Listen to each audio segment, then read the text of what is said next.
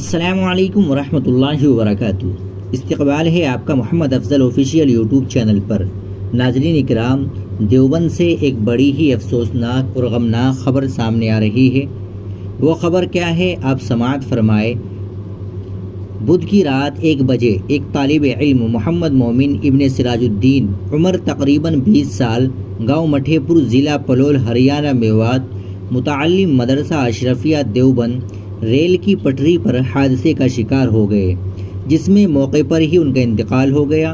انا للہ و انا الیہ راجعون۔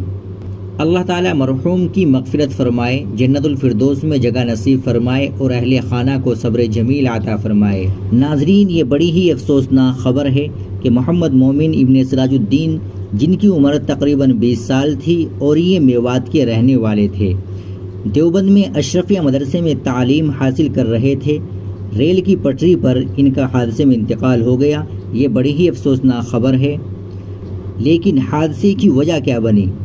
رات میں پٹری پر پیدل چل رہے تھے اور فون چلانے میں مشغول تھے۔ ریلوے فاٹک والے کا کہنا ہے یہ فوٹو لے رہے تھے اور ٹرین تیز رفتار میں تھی، اچانک سے آئی اور حادثے کا شکار کر گئی۔